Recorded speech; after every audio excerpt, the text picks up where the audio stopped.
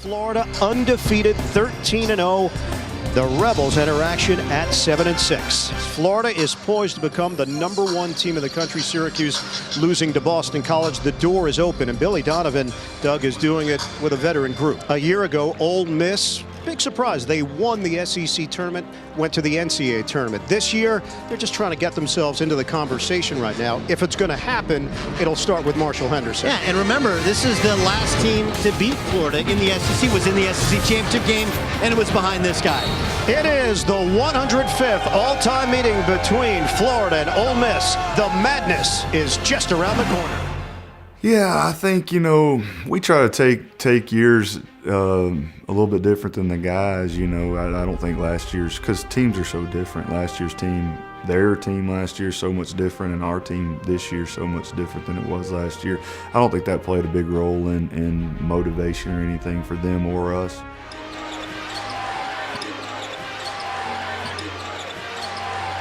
Young cross-court feed, jumper, rims in.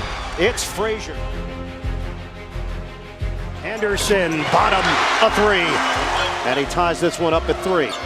And there's the jump shot. Young, we don't see it often. Here's Perez, puts it on the deck. Nice feed inside, and Colby gets the deuce. Walker's a shooter. Step back jumper for Walker. It's a triple. Little floater doesn't go for Summers. Working the offensive glass. Another corner pop. He drills it. Frazier with that smooth-looking stroke. Here's Perez. Floater, no. Saiz with a follow for Ole Miss.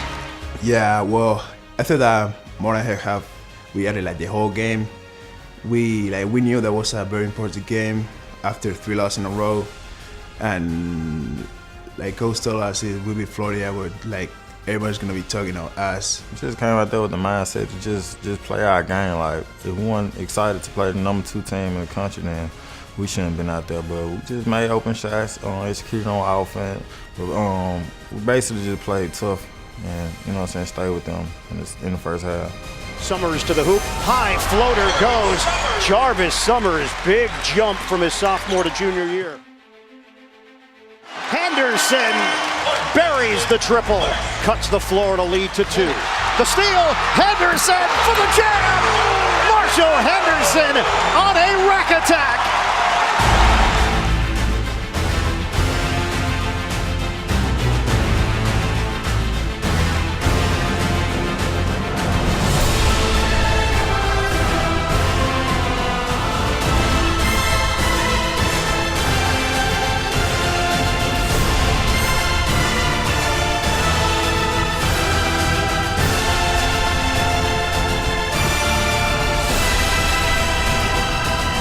It's a 9-0 run for the Rebels. Everybody was talking, everybody was excited. It was telling with good things, the thing that we need to improve to get them, the thing that we cannot do. We always defense worse in the second half because we don't have enough awareness. That thing that happened, and we were talking about that we have to control that. At the start of the second half, both teams attempted to gain ground on their opponent, neither aware of the hard-fought battle that awaited them.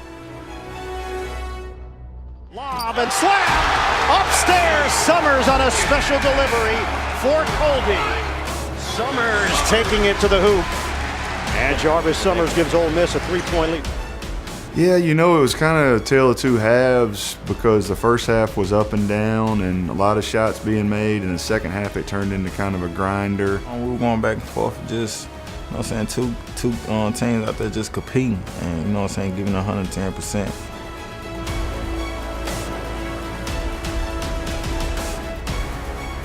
Perez, the drive. Perez hangs and hits.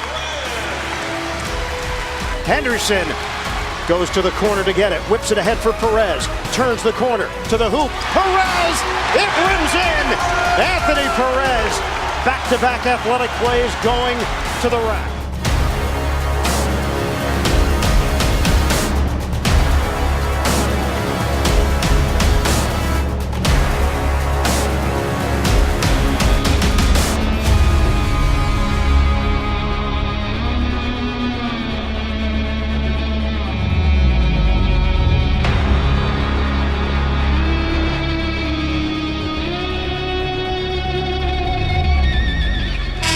Florida Gators have won 19 in a row. They are poised to be the #1 team in the country. You know, hopefully we can learn from what's going on in the last 2 weeks. You know, you come in and you get to play the two of the best teams in the country in Kentucky and Florida, and you give everything you got, and we didn't come out on top on either one of those games. But I think that there's a lot of positives to take away from it. We just got to stick together. That's what I always preach. Like, you know what I'm saying? No matter what happened, we're a team. You know what I'm saying? We won. So, you know what I'm saying? Just because these last 2 weeks, man, you know what I'm saying, so down for it. You know, maybe this week, you know what I'm saying, we can just pick it up and, you know, we just put God first and just keep putting that work in, and something good can happen.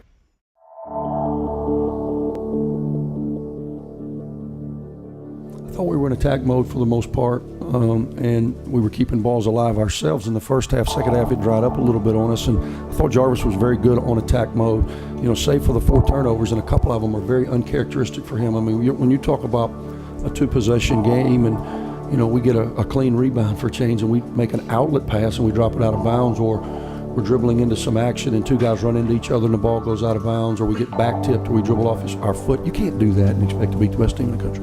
Well, I think, again, there's nothing that can be said about effort.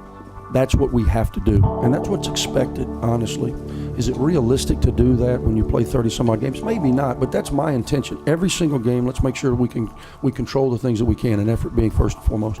And then we've got to execute, and we've got to make the improvements across the board. If we do that, we'll give ourselves a chance Wednesday and moving forward, and that's really what I want from this team.